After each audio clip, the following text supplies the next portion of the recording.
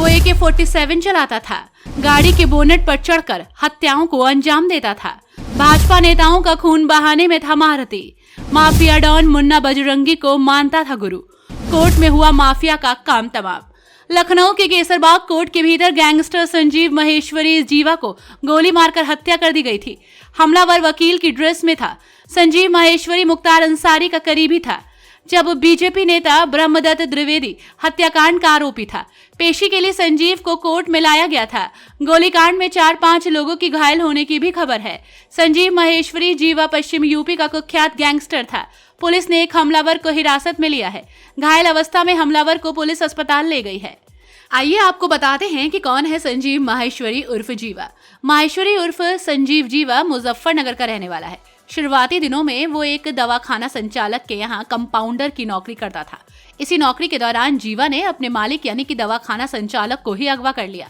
इस घटना के बाद उसने 90 के दशक में कोलकाता के एक कारोबारी के बेटे का भी अपहरण किया और फिरौती 2 करोड़ रुपए मांगी। उस वक्त किसी से 2 करोड़ की फिरौती की मांग होना भी अपने आप में बहुत बड़ी बात थी। इसके बाद जीवा हरिद्वार के नाजिम गैंग में घुसा और फिर सत्येंद्र बरनाला के साथ जुड़ा, लेकिन उसके अंदर अपनी गैंग बनाने की तड़प थी। इसके बाद उसका नाम 10 फरवरी 1997 को हुई भाजपा के कद्दावर नेता ब्रह्मदत्त द्विवेदी की हत्या के मामले में आया।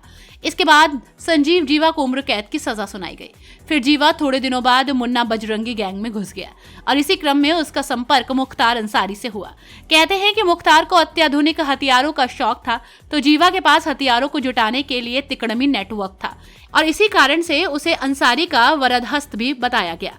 और फिर संजीव जीवा का नाम कृष्णानंद राय हत्याकांड में भी आया।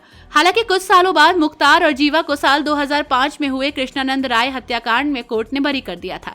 पुलिस रिकॉर्ड के अनुसार संजीव माहेश्वरी उर्फ जीवा पर 22 से ज्यादा मुकदमे दर्ज हुए।